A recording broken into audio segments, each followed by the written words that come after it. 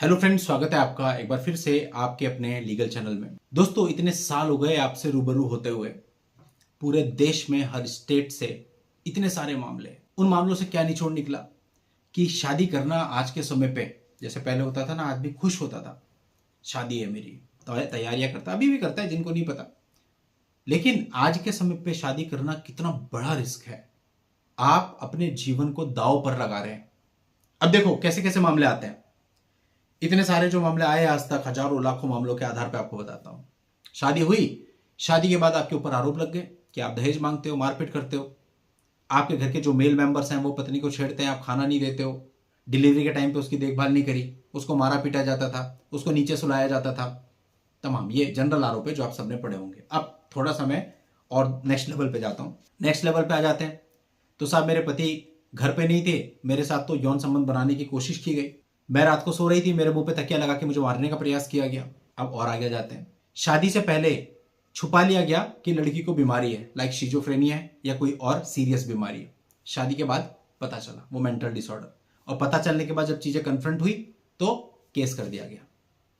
शादी से पहले लड़की का बॉयफ्रेंड था जो कि पति से छुपा लिया गया। बाद में पता चला, कन्फ्रंट किया तो केस हो गए, या फिर पति का ही काम तमाम कर दिया गया। ऐसे तमाम केस आप आजकल देख ही रहे हैं। इंतहा हो गई, घर में कैमरा लगा था और पत्नी जादू टोने टोटके कर रही थी और उनके खाने में कुछ मिलाती थी। इतनी गंदी चीजें जो मैं वीडियो में बता नहीं सकता, वो खाने में मिला करके उनको खिला रही थी।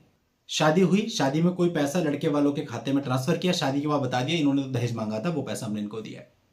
शादी के बाद लोन के रूप में कुछ पैसा लड़की वालों ने लिया। जब वो पैसा वापस लड़के को या लड़के के पिता को किया तो लिखा दिया ये अतिरिक्त दहेज की मांग की थी इन्होंने, वो हमने पूरी की है। ये सब तमाशा चल रहा है, ये सब बहुत कॉमन हो गया है और सक्सेसफुल मैरिजेज का रेशो बहुत ही कम है। आज के समय पे आप शादी करने जाते हो तो भैया आपको कितना प्रिकॉशन लेना है। मतलब शायद आप प्रॉपर्टी खरीदने में भी इतने प्रिकॉशन नहीं लोगे जितने आज के समय आपको शादी करते समय लेने पड़ेंगे। आपको नहीं पता लड़की का बैकग्राउंड क्या है। अब बैकग्राउंड से मतलब है मेरा पीछे का बैकग्राउंड। जैसे कि मैंने आपको बताया कि बहुत से मामले आते हैं जिनमें लड़कियों के पहले से बॉयफ्रेंड रहते हैं, शादी के बाद भी चक्कर चलता रहता है, पति को जब पता चलता है तो सारा गड़बड़ हो जाता। तो दोस्तों, इस तरह की परिस्थिति के अंदर आज आप लोग अपने बच्चों की शादियां कर रहे हो। शादियों के बाद पता नहीं कितनी माँ कितने बाप मेरे को कॉल करके परेशान बेचारे, इसी टेंशन में कई लोगों की डेथ हो जाती है, कई लोग डिप्रेशन में चले जाते हैं, कई लोगों को और बीमारियां हो जाती हैं। पता नहीं कितने परिवार इस तरह से टूटते उजड़ते हमने देखे। अब बात यह है कि अगर आपने बच्चों की मैरिज कर दी है और मैरिज के बाद आपको थोड़े से भी सिम्टम्स दिखाई देने लगे हैं, लड़की धमका रही है, गलत तरीके से बात करती है, ऑड टाइम पर फोन पे लगी रहती है, अपना फोन छुपाती है, समय समय पर मायके जाती है, मायके से फोन आने के बाद लड़ती है, घंटों मायके वालों से फोन पे बात करती है, अपना कुछ भी अता पता नहीं देती है, या फेमिनिज्म वाली भाषा में आप लोगों से बात करने लगी है, तो आप सतर्क हो जाइए कि कुछ होने वाला है। अगर आप समय से सतर्क हो गए, आप खुद को और अपने परिवार को बचा सकते हो। समय निकल गया, फिर आपको भी उन परिवारों की तरह कोर्ट कचहरी में घिसना पड़ेगा। चप्पल जूते सब घिस जाते हैं, लेकिन केसेस सारे खत्म हो नहीं पाते। तो इसलिए इन सब चीजों से बचाव का तरीका यह कि जैसे आपको सिम्टम्स दिखे, प्रिकॉशन लेने लगो। कोई बीमारी होती है ना, बड़ी बीमारी, उससे पहले उसके सिम्टम आते हैं और उसी समय अगर हम किसी अच्छे डॉक्टर को दिखा लें, प्रॉपर दवाइयां लेने लगे, तो उस चीज को टाला जा सकता है और कुछ परिस्थितियों में ठीक भी किया जा सकता है।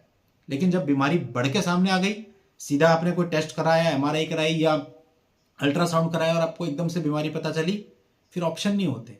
कई बार इलाज ही नहीं होता और कई बार अपने पेट फड़वा के ऑपरेशन करवाने पड़ते हैं, तब उस बीमारी से निजात पाई जाती है। लेकिन उसमें तकलीफ कितनी होती है, उस तकलीफ से बचना चाहते हैं तो शुरुआती प्रिकॉशन ये बहुत जरूरी है। अब आमतौर पे एक आम आदमी को ज्यादा कुछ तो नहीं पता होता, पर इतना तो कर ही सकते हो कि अपने घर के अंदर सीसीटीवी लगवा लो। ऑलमोस्ट हर जगह पे बेडरूम को छोड़ के आप सीसीटीवी लगवा लो। उस सीसीटीवी में रोजमर्रा में कई सारी घटनाएं घटित होंगी, वो सब रिकॉर्ड हो जाएंगी। एविडेंस रखने शुरू कर दो।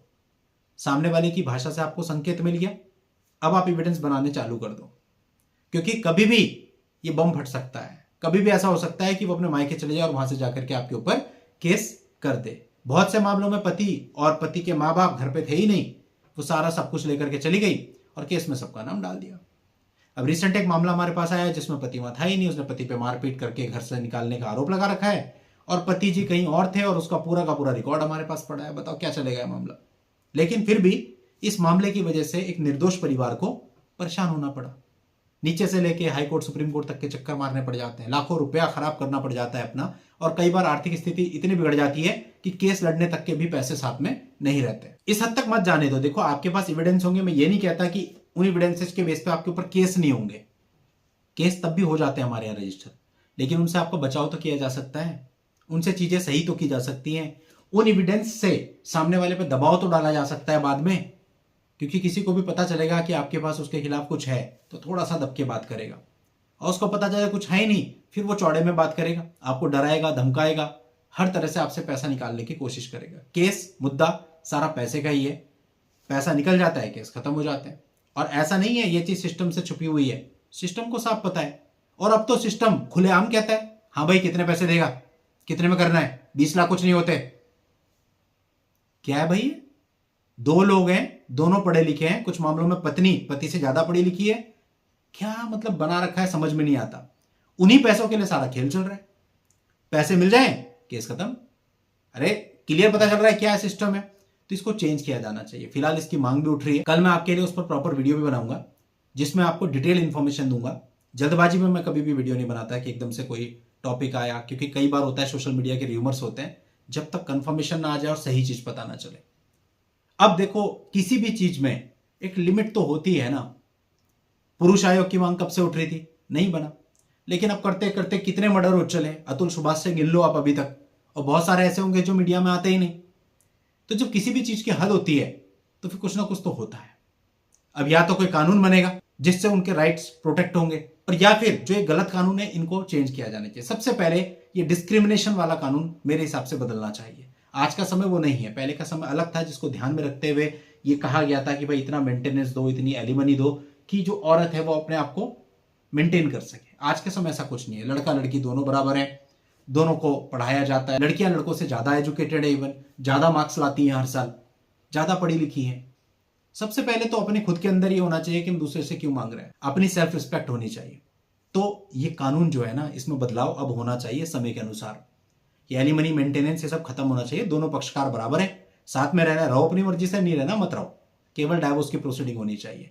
मेंटेनेंस हट गया, एलिमनी हट गया कानून में से, सारा झंझट ही खत्म, कुछ बचेगा ही नहीं। आप देखना, सारे केसेस खत्म हो जाएंगे, फैमिली कोर्ट में काम 10% से भी कम हो जाएगा, ये गारंटी दे रहा हूं मैं। सारा काम ही, सारा मामला ही वही है, कितना मेंटेनेंस, कितना एलिमनी, और इसके नाम पे जो टोटल पैसा पति से मांगा जाता है, और उसके लिए सालों साल की लड़ाई अननेसेसरी चलाई जाती है। खैर, सुधार हो रहे हैं, लोगों ने पहले भी प्रयास किए हैं, आज भी प्रयास कर रहे हैं, और कभी ना कभी ऐसा जरूर होगा कि प्रयास सक्सेसफुल होंगे।